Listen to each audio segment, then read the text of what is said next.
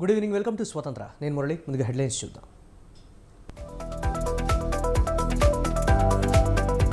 దూకుడు పెంచిన గులాబీ పార్టీ, చేవెళ్లలో బీఆర్ఎస్ భారీ బహిరంగ సభ.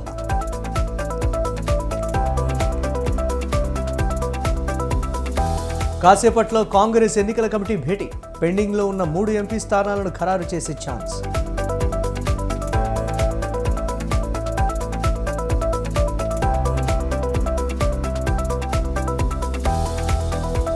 బీఆర్ఎస్ చేసిన పాపాల వల్లే మేడిగడ్డ పగిలింది. బీజేపీతో పొత్తు కోసం కేటీఆర్ ప్రయత్నించారన్న ఆది శ్రీనివాస్.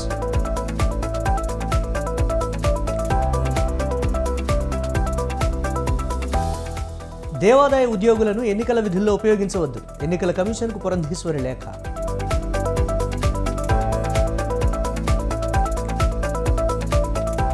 కోనసీమ జిల్లా పి గన్నవరంలో వైసీపీకి షాక్. పార్టీకి రాజీనామా చేసిన ఎమ్మెల్యే కొండేటి చిట్టిబాబు.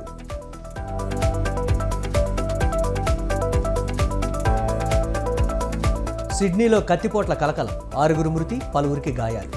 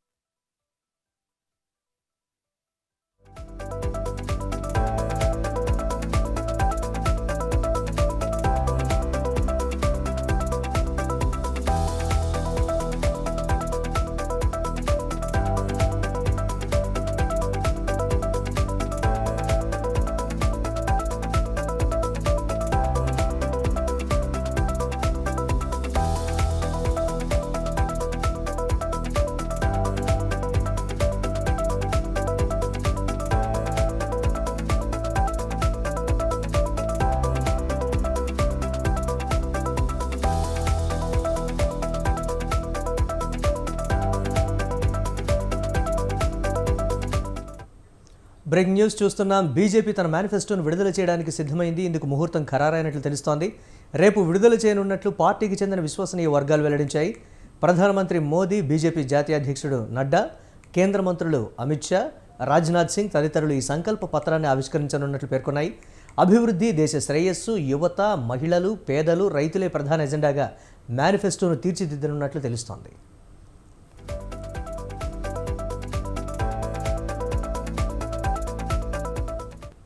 బీజేపీ కేంద్ర నాయకత్వం రేపు మేనిఫెస్టోను విడుదల చేయనున్నట్లుగా తెలుస్తోంది. దీనిపై మరిన్ని అప్డేట్స్ మా కరెస్పాండెంట్ శ్రీనివాస్ అందిస్తారు.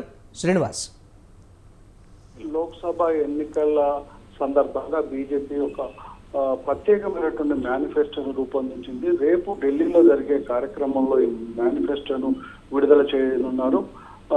ముఖ్యంగా ఈ మేనిఫెస్టోను దేశ సంకల్ప యాత్ర పత్రం పేరుతో ఈ మేనిఫెస్టోను విడుదల చేస్తున్నారు. ఈ పత్రాన్ని ప్రధాని నరేంద్ర మోడీ, బీజేపీ జాతీయ అధ్యక్షుడు జేపీ నడ్డా, అదేవిధంగా కేంద్ర హోంశాఖ మంత్రి అమిత్ షా, రక్షణ శాఖ మంత్రి రాజ్నాథ్ సింగ్ ఈ ముఖ్య నేతలతో పాటు జాతీయ నేతలు కూడా ఈ పత్రాన్ని ఆవిష్కరించనున్నారు. ఇందులో ప్రధానంగా దేశ ప్రజలను ఆకర్షించడానికి బీజేపీ తన దైన శైలిలో ఈ పత్రంలో అనేక అంశాలను పొందుపరిచారు. ప్రధానంగా ఈ పత్రంలో అంటే మేనిఫెస్టోలో రైతులకు ప్రధాన పాత్ర కల్పిస్తూ ఈ ఎజెండాలో పేర్కొన్నారు. అదేవిధంగా మహిళలు, యువకులు, రైతులు ఈ అంశాలను పొందుపరిచి వీళ్ళ అభివృద్ధితో పాటు దేశ శ్రేయస్సు, దేశ అభివృద్ధి, ఆర్థిక పురోభివృద్ధి అనే అంశాలను పొందుపరిచారు. అదేవిధంగా రాష్ట్రాలలో ఉన్నటువంటి పేదరిక నిర్మూలన అంశాలను కూడా పొందుపరిచారు. ఈ ఎన్నికల సందర్భంగా బీజేపీ ఇప్పటికే అన్ని రాష్ట్రాలలో పెద్ద ఎత్తున ప్రచారంలో పాల్గొంటున్నాయి. ఈ రాష్ట్రాలకు సంబంధించినటువంటి అంశాలను కూడా ఆయా రాష్ట్రాలకు సంబంధించినటువంటి మేనిఫెస్టోలో పొందుపరిచే విధంగా పూర్తి స్వతంత్రాన్ని రాష్ట్ర కమిటీలకు అందజేశారు. అదేవిధంగా దేశవ్యాప్తంగా ఉన్నటువంటి అంశాలను దృష్టిలో పెట్టుకొని ఇటు రైతులకు ప్రధాన పాత్ర కల్పించే విధంగా వాళ్ళ రైతుల అభివృద్ధి, రైతు సంక్షేమం మీదనే దృష్టి సారించిందని చెప్పవచ్చు. అదేవిధంగా మహిళలు యువకులకు కూడా చాలా ప్రాధాన్యత ఇచ్చారు. రైతుల సంక్షేమంతో పాటు యువతకు ఉపాధి అవకాశాలు, అదే విధంగా ఉద్యోగాలు, ఇదే విధంగా మహిళల స్వయం అభివృద్ధి అనే అంశాలను కూడా ఇందులో పొందుపరిచారు. ప్రధానంగా దేశ శ్రేయస్సును దృష్టిలో పెట్టుకునే ఈ మేనిఫెస్టోలో అనేక అంశాలను పొందుపరిచారు. రేపు జరిగేటువంటి ఈ కార్యక్రమంలో ప్రధాని ఈ సంకల్ప పత్రాన్ని ఆవిష్కరించే అవకాశం ఉందని చెప్పవచ్చు. Murali, right, thanks for updates.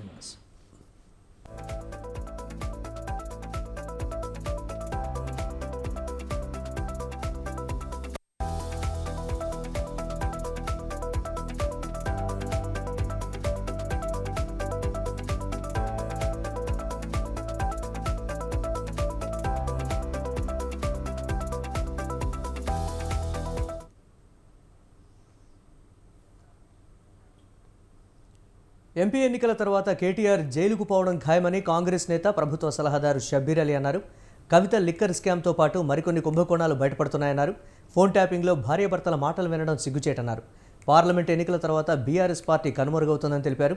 10 సంవత్సరాలు బీఆర్ఎస్ అధికారంలో ఉండి కూడా రైతులను పట్టించుకోలేదని, ఇప్పుడు రైతుల కోసం ముసలి కన్నీరు కారుస్తోందన్నారు.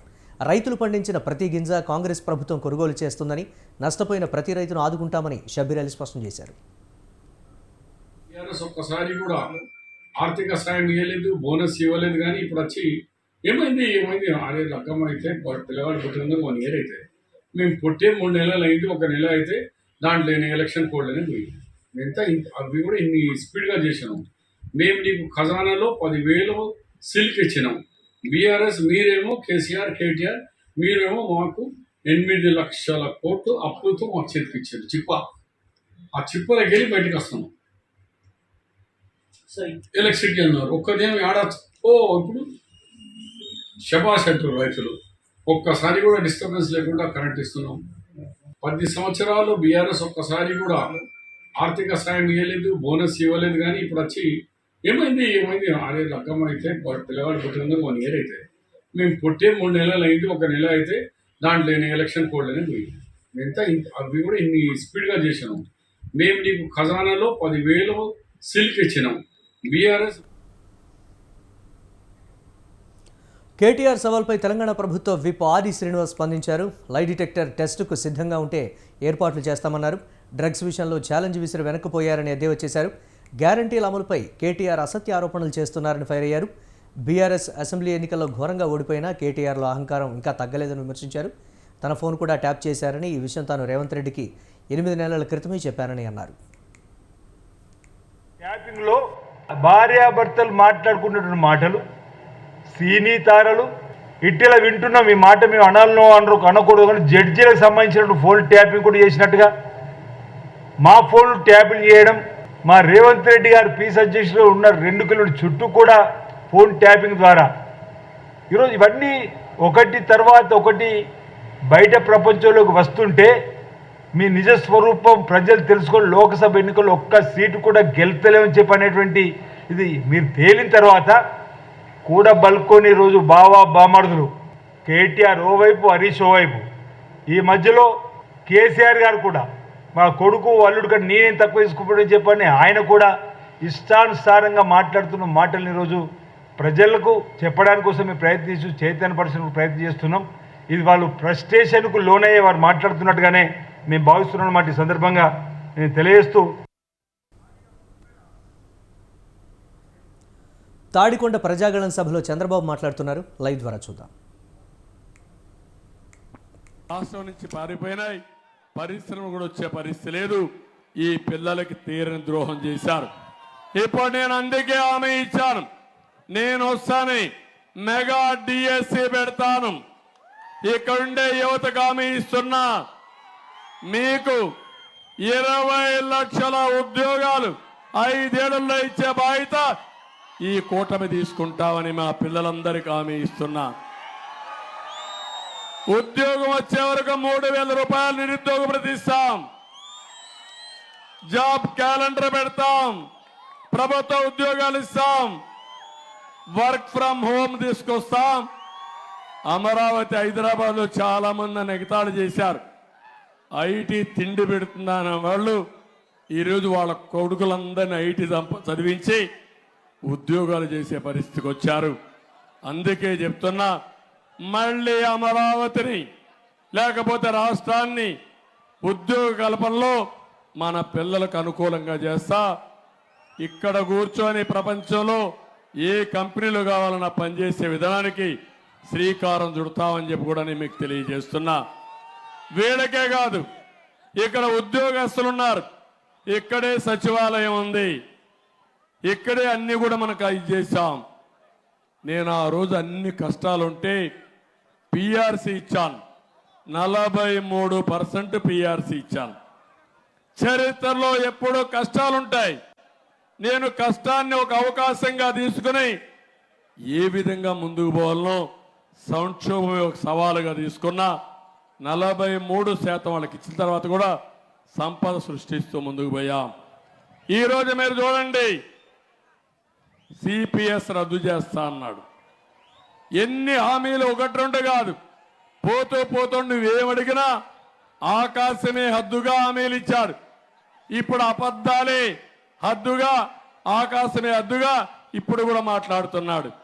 ఇలాంటివన్నీ కూడా చేస్తూ ముందుకు పోయే పరిస్థితికి వచ్చాడు. ఇప్పుడు ఉద్యోగస్తులు పిఆర్సీ ఇవ్వలేదు, డిఏలు లేవు, టీఏలు లేవు, అన్ని పెండింగ్ లో ఉన్నాయి. ఇంట్లో ఎవరన్నా పిల్లలు పెళ్లిళ్ళు చేసుకోవాలన్నా, ఆరోగ్య సమస్య వచ్చినా మా పోలీస్ సోదరులు ఇక్కడే ఉన్నారు. ఏం తమ్ముళ్ళు, మీ పిఎఫ్ మీకు వస్తా ఉందా అని అడుగుతున్నా, మీ డిఏ మీకు వస్తా ఉందా అని అడుగుతున్నా, మీ జీతాలు మీకు వస్తున్నాయని అడుగుతున్నా, మీరు దాచుకున్న డబ్బులు మీకు వస్తున్నాయంటున్నా. ఇప్పటికైనా మీరు మారకపోతే దేవుడు ఏం చేస్తాడో నాకైతే అర్థం కావడంలా. మీ పిల్లలు కూడా ఇక్కడే ఉన్నారు. ఈ ప్రభుత్వంలో మీ పిల్లలకు ఉద్యోగాలు వచ్చాయని మిమ్మల్ని అడుగుతున్నా, వస్తాయని నమ్మకం ఉందని మిమ్మల్ని అడుగుతున్నా. 26,000 ఉద్యోగాలు ఇస్తానని చెప్పాడా లేదా? పోలీసు ఉద్యోగాలు ఇచ్చాడా? ఇప్పటికి మీకు పని భారం పెరిగిందా లేదా? మామూలు భారం కాదు. ఆడబిడ్డల మీద పంపిస్తే విధి లేని పరిస్థితుల్లో మనసు దంపుకొని మీరు మీ డ్యూటీ చేశారు. అది చెడుని తెలుసు, మీ బాధ కూడా నేను అర్థం చేసుకున్నా. ఎవరన్నా కానీ అరెస్ట్ చేయకపోతే వాళ్ళు రిజర్వ్లో పెట్టి వాళ్ళు నెలవారీగా జీతాలు కూడా రావు. అందువల్ల వీళ్ళు ఏంటంటే తప్పని పరిస్థితిలో మనల్ని అరెస్ట్ చేసి లేనిపోని ఇబ్బందులు పెట్టి వాళ్ళు కూడా మానసిక క్షోభ అనుభవించారు. వాళ్ళు మనుషులే. కొంతమంది ఉన్నారు వీళ్ళల్లో సైకోతో సమానంగా సైకో లక్షణాలు ఉన్నారు, కానీ మెజారిటీ మాత్రం మనసు చంపుకొని పనిచేశారు. ఒకరిద్దరు నేను చూసా, నా దగ్గరకు వచ్చి బోరుని ఏడ్చిన వాళ్ళని చూసా. ఏడవడం కాదు, మీరు చెప్తే ఆశ్చర్యపోతారు. ఒకరిద్దరు నా దగ్గర రావాలంటే భయపడిపోయి మారు వేషంలో వచ్చి నన్ను కలిసి బోరుమని విలపించి, సార్ మేము చెప్పకపోతే చేయకపోతే మా పిల్లల పెళ్ళిళ్ళు ఉంటే నన్ను అరెస్ట్ చేస్తారని, లేకుండా నన్ను జైల్లో పెడతా అంటే విధి లేని పరిస్థితుల్లో మేము భయపడిపోయాం. అందుకే మేము తప్పని తెలుసు, తప్పులు చేశామని బాధపడినప్పుడు నాకు అనిపించింది. మీ కంపల్షన్ నేను అర్థం చేసుకున్నా. మేము కొంతమంది దృఢ సంకల్పంతో ఉన్నాం, కానీ ఎంతమంది ఇంత దృఢ సంకల్పంతో ఉండగలుగుతామో మీరే ఆలోచించాలి. అందుకే ఇన్ని కష్టాలు వచ్చినా, అడుగు అడుగున మిమ్మల్ని అణగదొక్కినా, మా వీర వనితలైతే, అమరావతి రైతు మహిళలైతే శభాష్, మిమ్మల్ని మనస్ఫూర్తిగా అభినందిస్తున్నా. ఎవరూ చేయలేని పని మీరు చేశారు. అలాంటి దీంతో మనం ముందుకు పోయాం. మళ్ళా ఉద్యోగస్తులందరికీ మంచి రోజులు వస్తాయి, మీ జీతాలు పెరుగుతాయి, పోలీసులకు పనిభారం తగ్గుతుంది, జిఎఫ్ వస్తుంది, పిఏలు వస్తాయి, డిఏలు వస్తాయి. మళ్ళా పూర్వ వైభవం పోలీసులు కుటుంబంతో ఆదివారం అయినా సరే హాలిడే ఇచ్చి మిమ్మల్ని ఆదుకునే బాధ్యత నాదని పోలీస్ సోదరులకు కూడా విజ్ఞప్తి చేస్తున్నా. ఇవే కాకుండా ఇంకో పక్క చూసినప్పుడు ఈరోజు విద్యా వ్యవస్థను నాశనం చేశారు ఈ ముఖ్యమంత్రి. నేను ఒకటే అడుగుతున్నా మిమ్మల్ని అందరినీ, ఈరోజు విద్య అంటే మానసిక వికాసం. స్కూల్ బిల్డింగ్కి రంగులు కొడితే మానసిక వికాసం వస్తుందా తమ్ముళ్ళు అని అడుగుతున్నా. తెలివి వస్తుందా అని మిమ్మల్ని అడుగుతున్నా. స్కూలుకు రంగులు కొట్టి కుర్చీలు మార్చి డబ్బులు కొట్టేశాడు. అవి కూడా సెంట్రలైజ్ చేశాడు. ఏ స్కీమ్ అయినా తీసుకోండి, అదొక పెద్ద కుంభకోణం ఈ ముఖ్యమంత్రి చేసిన పనులన్నీ. అలాంటి దుర్మార్గాలు చాలా చేశాడు. కడాన విద్యా వ్యవస్థని భ్రష్టు పట్టించాడు.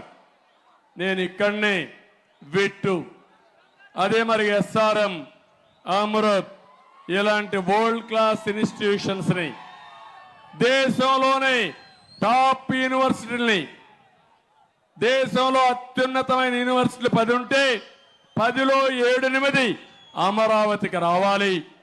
మంచి స్కూల్స్ రావాలి, మంచి కాలేజీలు రావాలి, మంచి హాస్పిటల్ రావాలి. అమరావతి ఒక నాలెడ్జ్ హబ్గా తయారు కావాలని, నాలెడ్జ్ ఎకానమీ ఇక్కడి నుంచే ప్రారంభం కావాలని ఆలోచించాను. అవి ఎంత నాశనం చేసే పరిస్థితికి వచ్చాడు. 6 లక్షల మందికి ఫీజు ఇవ్వలేదు.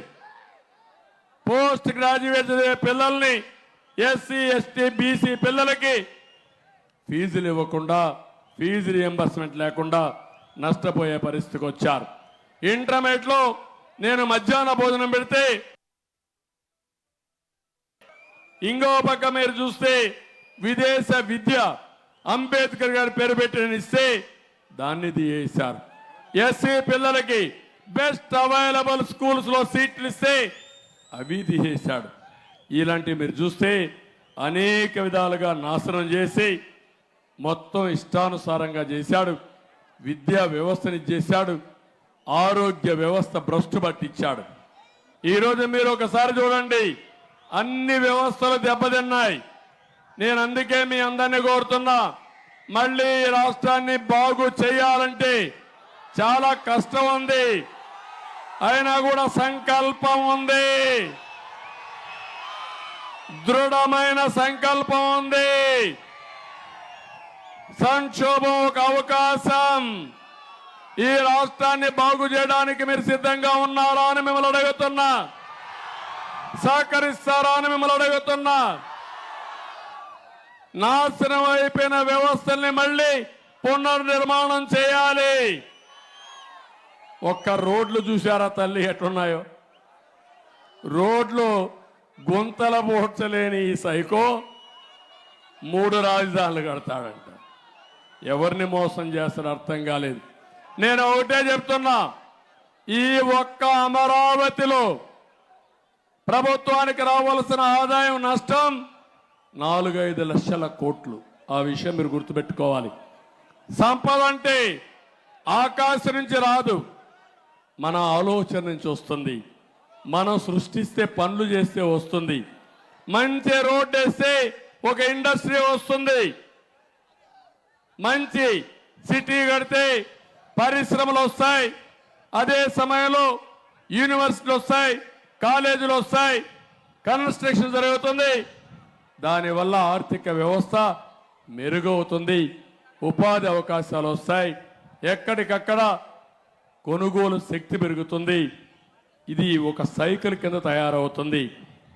ఈరోజు మీ ఆదాయం పెరగాలంటే ఇవన్నీ జరగాలి.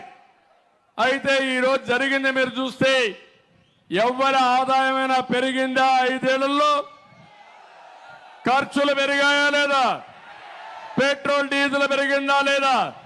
కరెంటు ఛార్జీలు పెరిగాయా లేదా? రిజిస్ట్రేషన్ ఛార్జీలు పెరిగాయా లేదా? పన్నులు పెరిగాయా లేదా? కడాన మందు బాబులు తాగే మందు కూడా రేట్లు పెరిగిపోయినాయి. పెరిగాయా లేదా? 60 రూపాయలు క్వార్టర్ బాటిల్ ఇప్పుడు 200 అయిపోయిందా లేదా? నాసిరకం అవునా కాదా? ఇవన్నీ అభివృద్ధి కాదు. ఆ విషయమే చెప్తున్నా. అందుకే ఒక్క అమరావతి సరిగా చేసుకొని ఉంటే హైదరాబాద్ని ఇదే మారిగా ఒక్క ఎగ్జాంపుల్ చెప్తున్నా. హైదరాబాద్లో 95లో నేను ప్రారంభించినప్పుడు హైటెక్ సిటీ ప్రాంతంలో ఎకరా ₹1,00,000. దానికి రోడ్డు కూడా లేదు, మట్టి రోడ్డు, కారు పోదు. అయితే మట్టి రోడ్డు కాబట్టి జీప్ పోయేది. అలాంటి ప్లేస్లో హైటెక్ సిటీ కట్టిన తర్వాత ఇప్పుడు ఎంత తెలుసా ఎకరా విలువ? 100 కోట్లు అవునా కాదా తమ్ముళ్ళు అని మిమ్మల్ని అడుగుతున్నా.